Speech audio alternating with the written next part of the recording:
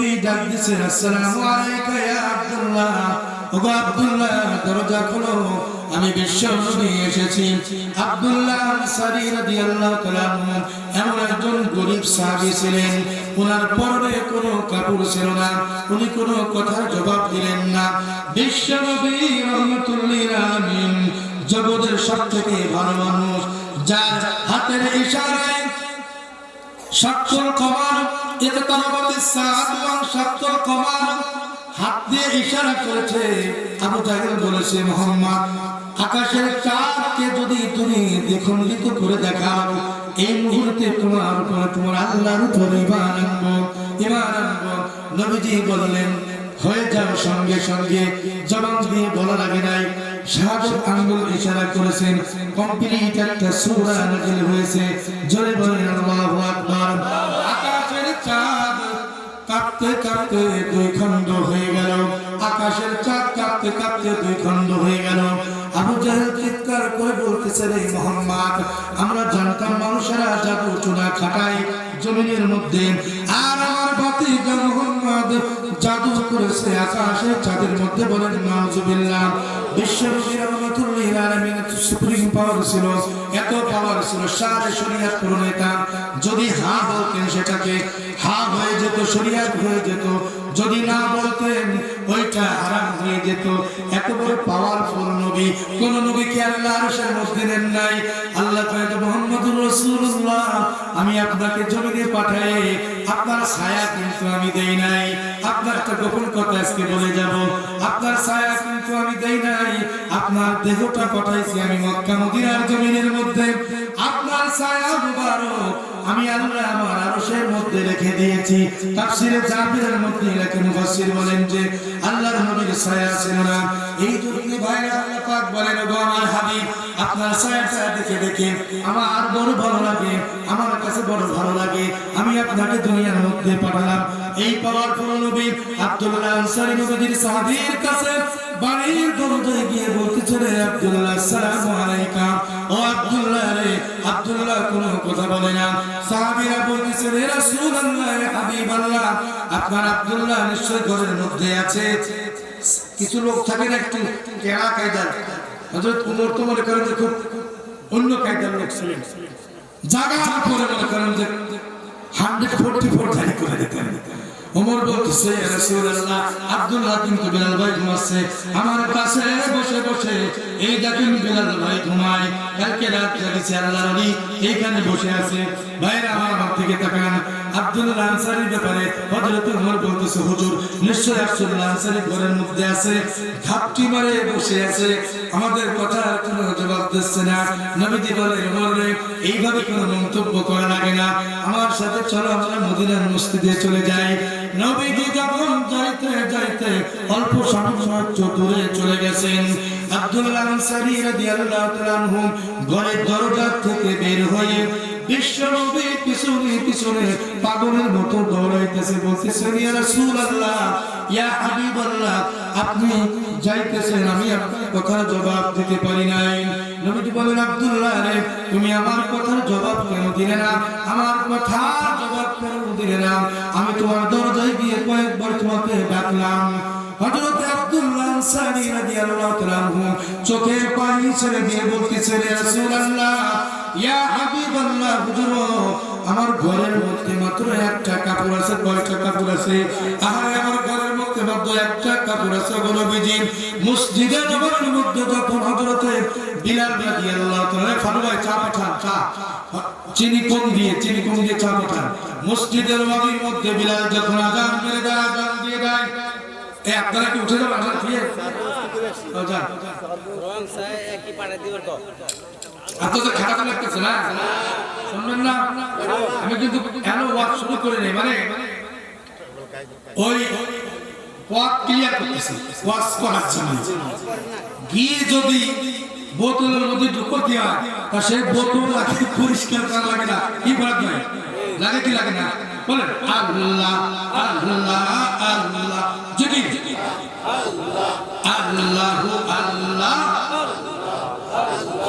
আল্লাহ আল্লাহ আল্লাহ আল্লাহ আল্লাহু আল্লাহ আল্লাহ আল্লাহ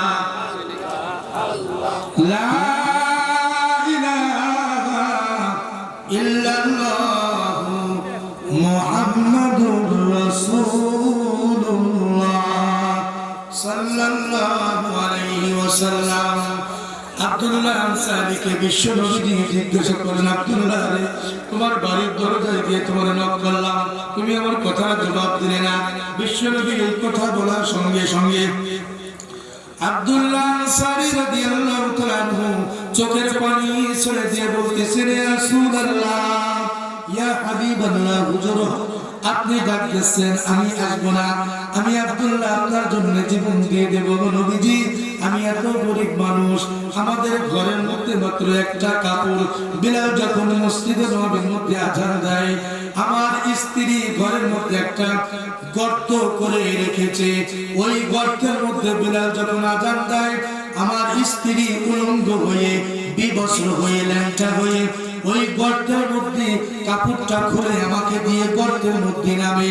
আমি আব্দুল্লাহ আনসারী ওই একটা কাপড় পরে সবার পিছনে আমি দাঁড়াই, যাতে সাহাবীদের মাঝখানে আমি না দাঁড়াই। আমার তো কাপড়টা ছোট, আমার একটু লজ্জা লাগে, শরম লাগে।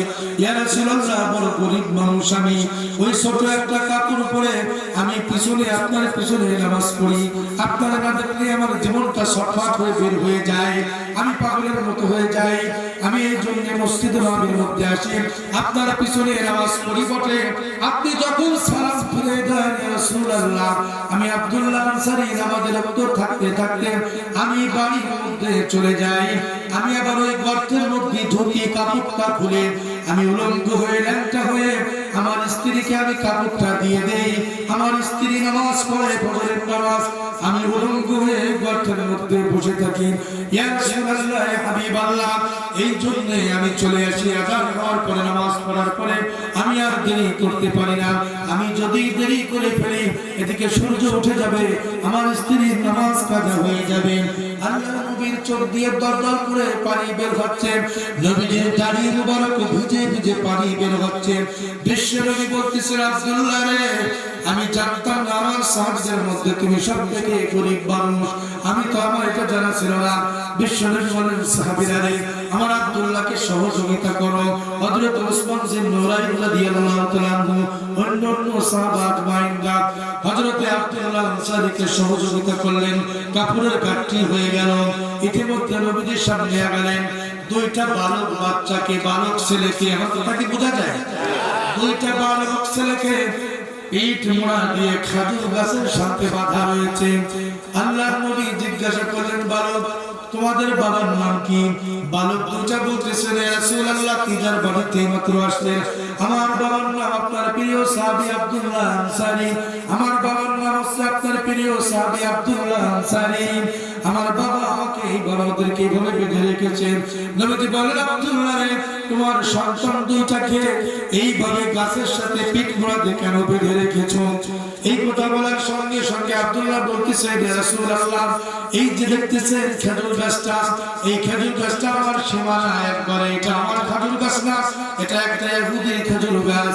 ওগো নবীজি, এই খেজুর দুই একটা পেকে পেকে আমার জায়গায় পড়ে। আমি তো গরিব মানুষ, আমি ছেলে মেয়েদেরকে ঠিক মতো খাইতে দিতে পারি না, খাবার দিতে পারি না। এই দুই একটা খেজুর খাওয়ার পরে ইহুদি এসে আমার বাচ্চাদেরকে প্রহার করে, আমার বাচ্চাদের মুখের মধ্যে এইভাবে করে হাত ছেড়ে দিয়ে বমি বের করে ওই পেটের ভিতর থেকে খেজুর বের করে নিয়ে আসে। জোরে চিৎকার করে বলুন নাউজুবিল্লাহ। আশিকে রাসূল কাকে বলে ভাই? আশিকে রাসূল কাকে বলে ভাই? रुखसार से बरका का जरा पर्दा उठा दो, रुखसार से बरका का जरा पर्दा उठा दो, लिल्लाह मुझे हुस्न खुदा दाद दिखा दो, लिल्लाह मुझे हुस्न खुदा दाद दिखा दो, मैं दूर हूँ मजबूर हूँ ऐ सैयद आलम, मैं दूर हूँ मजबूर हूँ ऐ सैयद आलम, दीदार दिखाते मेरी आवाज सुना दो, दीदार दिखाते मेरी आवाज सुना दो। अल्लाहु अकबर। আব্দুল্লাহ আনসারী রাদিয়াল্লাহু তাআলা আনহু এই কথা বলার পরে বিশ্ব নবী বললেন, ওসমান রে, এই গাছটা ইহুদের কাছ থেকে ক্রয় করো। আল্লাহু আকবার। এই খেজুর গাছটা ইহুদের কাছ থেকে ক্রয় করো। ইহুদিকে জিজ্ঞাসা করো কত টাকা নেবে, ও কত টাকা নেবে, এই গাছটা আমার সাহাবী আব্দুল্লাহ আনসারীকে দিয়ে দাও কিনে। জোরে বলেন সুবহানাল্লাহ। ইসলাম কিন্তু ভাইরা খুব সহজে পাইছি। আমার আপনার নবী, প্রিয় নবী দাঁত মুবারক ভেঙেছেন, বিশ্ব নবীর দান্দার শহীদ হয়েছে, বিশ্ব নবী কত আঘাত প্রাপ্ত হয়েছেন, বিশ্ব নবী কাফেরদের অত্যাচারে জর্জরিত হয়েছেন, বিশ্ব নবীর সাহাবীরা জীবন দিয়েছেন। এরপরে আমাদের পর্যন্ত আমরা কোরআন শরীফ তিলাওয়াত করি। পৃথিবীর এমন কোন শক্তি নাই বাংলাদেশের জামাতের এই তিলাওয়াত বন্ধ করতে পারে ডাইরেক্ট। কথা ঠিক না বেঠিক বলেন? নারায়ে তাকবীর জোরে বলেন, আর জোরে বলেন নারায়ে তাকবীর। ভাইরা আমার, বাবাজিরা আমার, এই আব্দুল্লাহ আনসারী কত কষ্ট করে নামাজ পড়তেন।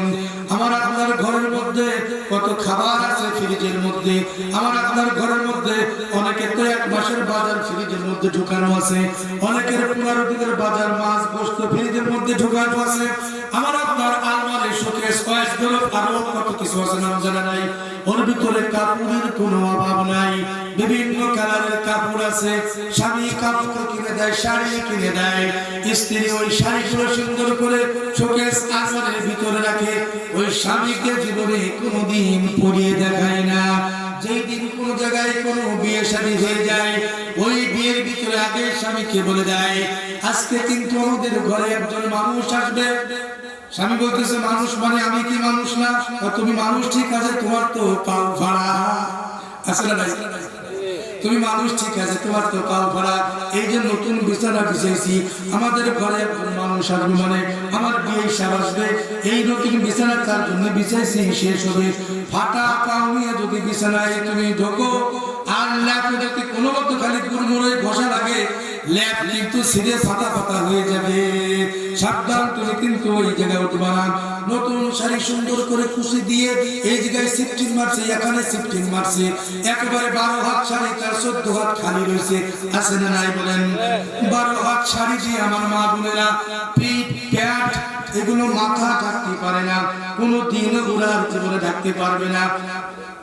একটা উন্না যদি মাথার উপরে ছেড়ে দেয়, বড় একটা উন্না, এইভাবে আগের মাথাটিদেরকে দেখছি বড় একটা উন্না ছেড়ে দিয়েছে, বুক পর্যন্ত নেমে গেছে। এই লোকটাকে চেনা যাচ্ছে না, পর্দা হয়ে গেছে। কথা ঠিক না ঠিক বলেন? এমন কায়দার ডিজিটাল বোরকা বের হয়েছে, এমন কায়দার বোরকা ঝিকিমিকি করে। আর ওই বোরকা পরার পরে উঁচু নিচে কোন জায়গায় আছে সব যুবকেরা মাইপে ফেলায়। কথা ঠিক না ঠিক বলেন? ওই বোরকা পরা কিন্তু না যায়। আর এক কায়দার প্যান্ট বানিয়েছে, জিন্সের প্যান্ট। ওদিন গেছে এক জায়গায় ওয়াজ করতে, ওই কাঠি কেরানোর দিক, আমার সামনে এক যুবক ওইভাবে করে নামাজ পড়তেছে, কেবল রুকুতে গেছে প্যান্ট ওই কাদের সে নাভির যে খাস আছে না, কথা হয় না কা ওই আমার দিকে তাকান, কি ঘুমাইতেছে? নাভির নিচে একটা দাগ আছে, আমার তো প্যান্ট মোটা চর্বি হয়ে গেছে, দেখা যাচ্ছে না। অনেকে যে একটা থাক আছে না, ওই সেই থাকের নিচে ওর পেল্টু, ও পেল্টু যত ইচ্ছা দেওয়ার উপরে ওঠে না, খালি টানে। আর ওই শার্ট একটা গাইতেছে, টি শার্টটা কি করে ছোট, খালি এর নিচের দিক টানে, ও সাদা টানতে চাইছে। ওই কাদের এক যুবক মোটামুটি 22-20 বছর হবে, ভালো কালা মিশমিশে করে, ও আমার সামনে গেছে রুকুতে, আমি পেছনে কাটা ধরতে পারছি, ওদের করে দেরি হয়ে গেছে। এখন ও যখন আমার আগে সিজদায় চলে গেছে, ওর সে প্যান নামতি সেই পাছার নিচে শিকড় বাড়িয়ে গেছে। আল্লাহর কিরে কোরআন শরীফ আমার সামনে ও যদি হাগিয়ে দেয়, ওর প্যান্টে পায়খানা ভাবে না, এমন কায়দার প্যানও করছে, সে শিকড় পর্যন্ত দাঁড়াচ্ছে। এটা বলা যায় না, আমি কি হাসে এটা দিয়ে ধ্যান আছে না? বিশেষ করে যখন বাসের কন্ট্রাক্টর হেল্পার সারা শয়তানদের নামও দেয়, একবার এসে খাবলা খোলা বমির মতো হলো, বমি বেরোচ্ছে। হ্যাঁ, আসলে প্যান উপরে উঠে না, নিচে নামতেছে, ওই কাছে ভালো লাগতেছে। এই প্যান যারা কিনে দেয়, আমরা যারা বাবা যারা আছে হাতে করে দিই, বাবা ছেলে মেয়েদের বাবা হাত নামা, আমরা একটু কায়দা করে বানাই বলে দেবো, কিনে ছেলে দেবো, একটু বড় সড়ো প্যান, তাই না ভাই? একটু ঢিলে ঢালা প্যান করতে হবে। আর এমন টাইট সে উড়িয়ে বাবা পেশাব করে খান, ও তো বসতে পারবে। ওই এমন টাইট প্যান্ট পরছে, কি ছেলে কি মেয়ে, এমন টাইট ও বসার মতো কোনো কায়দা নাই, বসনিপালা গলা টিপে ধরবে, বসনিপালা গলা টিপে ধরবে, ওর লোকে দাঁড়ায় হোস পাই বাইক করে মুক্তি পেশা করতে হবে, তাছাড়া কায়দা নেই। এটা করবে না, সাবধান জায়েজ নেই, হারাম। এই যে প্যান্ট পরা নবীজি নিষেধ করছেন, হারাম। আব্দুল্লাহ আব্দুল্লাহ আনসারী রাদিয়াল্লাহু তাআলা বলে আছে না, আব্দুল্লাহ আনসারী রাদিয়াল্লাহু তাআলা একজন অত্যন্ত গরীব মানুষ, ঘরের ভিতরে কাপড় চোপড়, আমার আপনার কত কাপড় চোপড় আছে, কত কিছু আছে, নামাজের মধ্যে আমরা যাই না, নামাজের কাতারের ভিতরে মুসল্লি নাই, ফাওয়াইলুল লিল মুসাল্লিন আল্লাযিনা মাকুম চুস্তি, নামাজে পাঁচ গানা মাকুম চুস্তি, নামাজে পাঁচ গানা, ফাওয়াইলুল লিল মুসাল্লিন আল্লাযিনা, ঘটনা কোন জায়গা মনে আছে নাকি বলেন? মনে আছে? আল্লাহ জিজ্ঞাসা করলেন, উজাইর তুমি কয়দিন ঘুমাইছো? হযরত উজাইর আলাইহিস সালাতু ওয়াস সালাম বললেন, ইয়াউমান আও বা'দা ইয়াউম, ওগো রব্বুল আলামিন আমি একদিন অথবা তার থেকেও কিছু সময় কম হবে আমি ঘুমাইছি। আল্লাহ ডাক দিয়ে বললেন, ক্বালা বাল লাবিস্তা মিয়াতা আমিন, উজাইর রে তুমি একদিন নয় দুই দিন নয়, একে একে করে মিয়াতা আমিন 100 বছর পর্যন্ত ঘুমাইছো। জোরে চিৎকার করে বলেন আল্লাহু আকবার, আরো জোরে চিৎকার করে বলেন আল্লাহু আকবার। ভাইরা আমার, বাবাজি আমার, উজাইর আলাইহিস সালাতু ওয়াস সালাম বলতেছেন, রব্বুল আলামিন 100 বছর আমি জায়গার মধ্যে ঘুমাইছি, তাহলে আমার সঙ্গে যে গাধাটা আমি এনেছিলাম, আমার ওই গাধা কোন জায়গায় গেল? আল্লাহ পাক বলেন, উজাইর তুমি বলেছিলে মৃত্যুকে কিভাবে জিন্দা করবা, তোমার সামনে এখন আমি কিয়ামত বানাবো, তুমি দেখবা কিভাবে আমি মৃত্যুকে জিন্দা করি।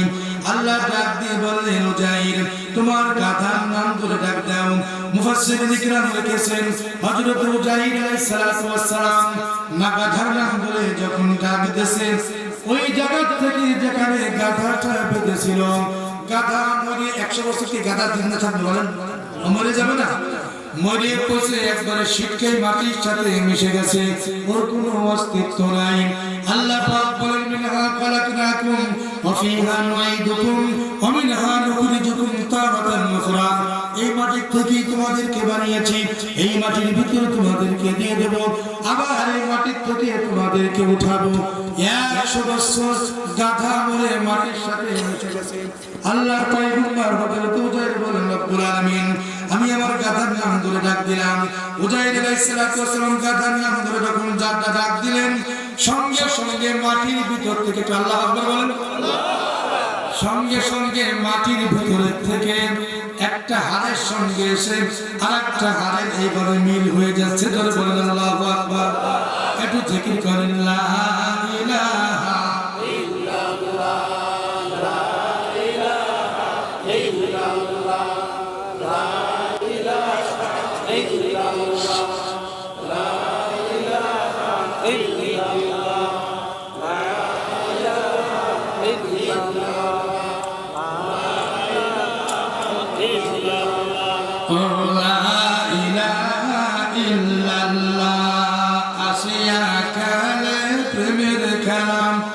ফিরাউন দায়ে তার কত জ্বালা, আসিয়া খেলে প্রেমের খেলা, ফিরাউন দায়ে তার কত জ্বালা।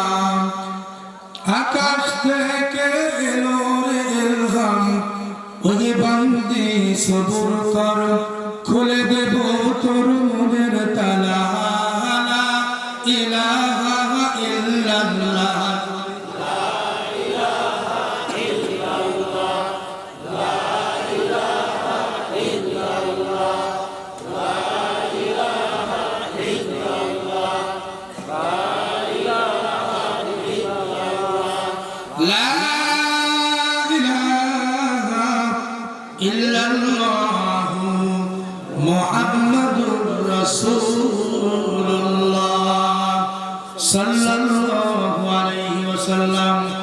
স্ট্রাকচার একটা বডি হয়ে গেল, একটা হাড়ের সাথে একটা হাড় এসে মাটির ভিতর থেকে হাড় এসে একটার সঙ্গে আরেকটার মিল হয়ে যাচ্ছে। গাধার একটা বডি তৈরি হয়ে গেছে। গাধার কি তৈরি হয়ে গেছে? গাধার বডি তৈরি হয়ে গেছে।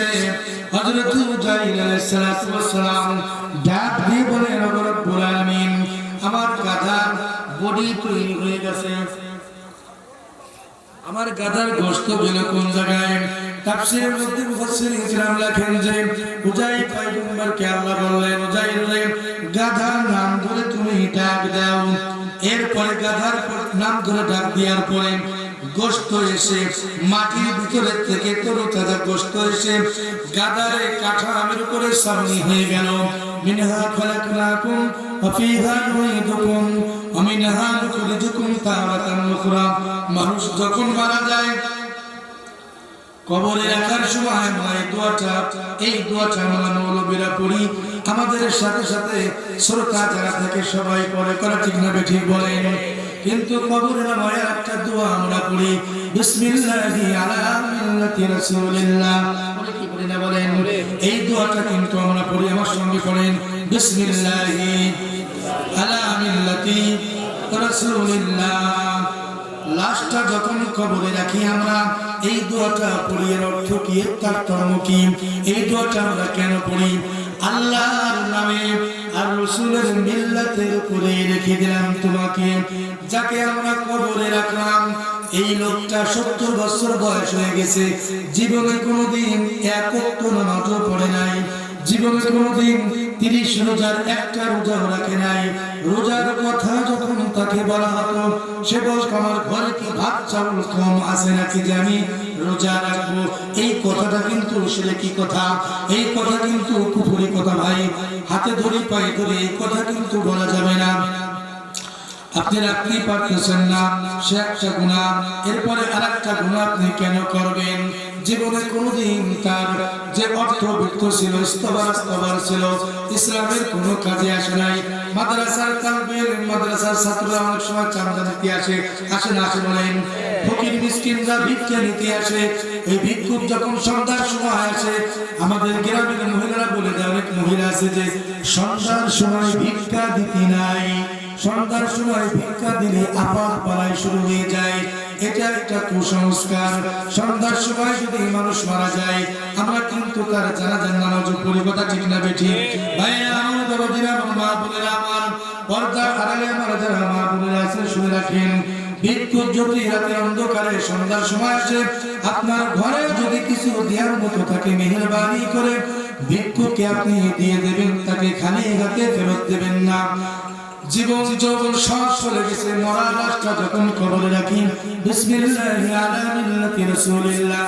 আল্লাহর নবী বিশ্বনবী রাহমাতুল লিল আলামিন বলেন, এই পচা গলা লাশ দিয়ে, দুর্গন্ধ লাশ দিয়ে তোমার জীবন কেটেছে, যৌবন কেটে, তোমার যখন তাগড়াই যৌবন ছিল, তুমি স্লোগান দিয়েছো, হাজার হাজার মানুষ তোমার পিছনে অস্ত্র দিয়ে তোমাকে পাহারা দিয়েছে, এরকমের হয় কি হয় না বলেন? লক্ষ লক্ষ মানুষ তোমার কথায় হাতের ইশারায় উঠেছে বসেছে। তোমার জীবন যৌবন, তোমার অর্থ সম্পদ, তোমার রাজনীতি, অর্থনীতি, তোমার কলমবাজি, তোমার স্লোগান কোনদিন ইসলামের কোন পক্ষে কাজে আসে নাই। আজকে তুমি মরে গেছো, পচে গেছো, গলে গেছো, এই মরা লাশটা আমি রাসূলের মিল্লাতে রেখে যাচ্ছি। আল্লাহি সুকান তোমার এই মরা লাশ দিয়ে আমার কোনো প্রয়োজন নেই, আমার থেকে তুমি সরে যাও। বিশ্বনবী রাহমাতুল লিল আলামিন যদি বলেন আমি তোমাকে চিনি না, আমার থেকে চলে যাও, কিয়ামতের কঠিন মুসিবতের সময় আমি আপনি কার কাছে যাব? কোন যাওয়ার জায়গা আছে নাকি বলেন? উম্মিহি ওয়া আবি ওয়া সাহিবাতিহি ওয়া আখি। কুরআন কারীমের মধ্যে এসেছে কিয়ামতের ময়দানে একটা নেকির জন্য সন্তান যাবে তার মার কাছে, মা বলবে জীবনে কোনোদিন বিয়েই তো বসেছিলাম না দুনিয়ার মধ্যে, আমি তোমাকে চিনি না। ভাইয়ের কাছে যাবে, ভাই বলবে আমার কোনো ভাই ছিল না। বন্ধুর কাছে যাবে, বন্ধু বলবে আমার কোনো বন্ধু ছিল না। একজন আরেকজনকে দেখার পরে পরিচিত যদি লোক হয়, খেসে দৌড় মারবে, কি কেমন জন্য আমি কোন বিপদে পড়ে যাবো, ওর সাথে দেখা হলে পড়া। আবার কোনো দিনা পাওনা আছে নাকি ওর সাথে? আবার যদি দিনা পাওনা থাকে আমার কাছ থেকে নেকি নিয়ে যাবে। এই জন্য ভাইরা আমার, দুনিয়ার জীবন দেশে যে কয়দিন হায়াতের জিন্দেগি বাকি আছে, হালাল এবং হারামের, বৈধ এবং অবৈধ, এইটাকে পার্থক্য করে চলে লাগবে। খানা আসলি পাড়ায় খাওয়া যাবে না, কথা ঠিক না ঠিক? খানা খাও আবার নাও, খাও আবার নাও, খানা আসলে কিন্তু খাওয়া যাবে না, উল্টা পাল্টা কোন রকমের খাওয়া যাবে না। আল্লাহ নবী বলেন, যে শরীর হারাম খাদ্য দিয়ে গঠিত হয়েছে ওই শরীর জাহান্নামের মধ্যে যাবে। জোরে চিৎকার করে বলেন নাউজুবিল্লাহ। আল্লাহ পাক বলেন, মুজাহিদ রে, তোমাকে বলেছিলাম আমি মৃত্যুকে জিন্দা করব। ফানজুর আমার সিগা মানে আদেশ সূচক বাক্য। ফানজুর তুমি নজর করো, তুমি তাকাই দেখো। কে বলতেছে? আল্লাহ। কাকে বলতেছে? মুজাহিদ। ভুলে গেছিল, নাম ভুলে গেছে? হ্যাঁ, বিসমিল্লাহ। ইঞ্জিল যদি বড় হয়, কাটা ইঞ্জিল, মাঝে মাঝে ইঞ্জিলের মধ্যে 200-500 মাইল চালানোর পরে ঠান্ডা পানি দিয়ে লাগে, সামনে চালা উচিত, ঠিক না? ঠিক। ঠান্ডা পানি যদি ইঞ্জিলে না ভরে ওই ইঞ্জিল ডাউন হয়ে যায়। কি হয়ে যায়? এই জন্য ইঞ্জিলের মধ্যে ঠান্ডা পানি দিয়ে দিলাম। কথা কি বোঝা গেল? আল্লাহ বললেন, ফানজুর তুমি তাকাই দেখো, ইলা তুআমিকা তোমার খাবারের দিকে। তুআম মানে খাবার, তাম মানে কি? খাবার। ইলা তুআমিকা তোমার খাবারের দিকে তুমি তাকাও। এই কথা কে বলতেছে? আল্লাহ। কাকে বলতেছে? আল্লাহ নবীর মহব্বতের সাথে একটু জোরে খুব আবেগ ভরা কণ্ঠ নিয়ে বলেন কি? আল্লাহ। আরো জোরে বলেন আল্লাহ। 8 মাস 9 মাসের সন্তান যখন একটা দুইটা কথা বলতে শেখে, আব্বা, দাদা, মামা এরকম বলে কি বলে না? প্রথম সন্তান যদি আপনার হয় খুব সাধনার সন্তান, 10 বছর পরে সন্তান হচ্ছে, এই 10 বছর পরে আপনাকে বলতেছে আব্বা, দাদা, আপনার কলিজার মধ্যে কেমন লাগবে? কথা বলেন। কলিজার মধ্যে ভালো লাগবে না? 70 বছর পাপ কাজ করেছে, 50 বছর নামাজ পড়ে নাই। এই ভালো ভাইয়ের বাড়ির মধ্যে যে গান হতো, গানকে বাদ দিয়ে তাফসীরুল কোরআন মাহফিলের মধ্যে বসে চোখের পানি ছেড়ে দিয়ে বলতেছে আল্লাহ। জোরে বলেন আল্লাহ। আল্লাহ পাক বলেন, বান্দা তোমার মা যেমন তুমি তাকে মা বলে ডাকছো প্রথমবার, 12 বছর পরে সন্তান হয়েছে, এই 50 বছর তোমাকে খাওয়ালাম, প্রতিপালন করলাম, জীবনে কোনোদিন তুমি আমাকে আল্লাহ বলে ডাক দাও নাই। 30 বছর পর্যন্ত ফালুর বাড়িতে গান শুনছো, আজকে তাফসীরুল কোরআন মাহফিলে আমাকে আল্লাহ বলে স্বীকার করলে, আল্লাহ বলে ডাক দিলে, তোর জিন্দেগীর 50 বছরের গুনাহ মুহূর্তে মাফ করে দিলাম। ভাইরা আমার, বাবাজিরা আমার, আল্লাহ পাক ডাক দিয়ে বললেন, ইলা তুআমিকা খাবারের দিকে তাকাও, ওয়া শারাবিকা পানির পেয়ালার দিকে তাকাও, ওয়া শারাবিকা তোমার সাথে যে পানির পেয়ালা এনেছিলে, পানির মশক এনেছিলে, ওয়া শারাবিকা ওই পানির পেয়ালার দিকে তাকাও, লাম ইয়াতাসান্না সেগুলো অক্ষত অবস্থায় রয়ে গেছে। আল্লাহু আকবার। লাম ইয়াতাসান্না অক্ষত অবস্থায় রয়ে গেছে। 100 বছর যদি আমরা ফ্রিজের মধ্যে মুরগি একটা গুঁড়া করে রাখি, ওই মুরগি কি ভালো থাকবে নাকি বলেন? ওইটা বলছে ওর test date over to excess over, date over হয়ে যাবে, ঠিক না? ঠিক। ফ্রিজের ভিতরে আপনি মাছ রাখবেন, 2 মাস পরে যত ভালো মাছ হোক, ইলিশ মাছ বাদে যত অন্য কোনো মাছ হোক, ওই মাছের টেস্ট আর থাকবে না। 100 বছর হয়ে গেছে। আল্লাহ পাক বলেন, শারাবিকা লাম ইয়াতাসান্না আমি তোমার খাবারকে অক্ষত অবস্থায় রেখে দিয়েছি। জাহির তোমার খাবার কিন্তু আমি নষ্ট করি নাই। তোমার সামনে তোমার গাধার মৃত্যু হয়ে গেছে, তোমার গাধাকে আমি জিন্দা করেছি, কিন্তু তোমার খাবারটা নষ্ট করি নাই। কাদের কুদরত জারি দরস খানি রাখুনি মুর্দারাবি জিন্দারাবি মুর্দাকুন। ভাইরা আমার, বাবাজিরা আমার, পর্দার আড়ালে আমার যারা মা বোনেরা আছেন, ওই আল্লাহ রাব্বুল আলামিন এমন পাওয়ারফুল আল্লাহ, মৃত্যু থেকে জিন্দাকে বের করেন, আবার জীবিত থেকে মৃত্যুরে বের করেন, ডিমের থেকে বাচ্চা বের করেন, আবার মুরগির থেকে ডিম বের করেন। এইবার একটা প্রশ্ন আপনাদের সুধী সমাজের কাছে আমি রাখলাম, ডিম আগে না মুরগি আগে? কিরা কিরা কইছে মুরগি আগে তাহলে ওই ডিম পাঠিয়ে ওই মুরগি নে কিরা ফুটেছে? হ্যাঁ মুরগি আগে না ডিম আগে?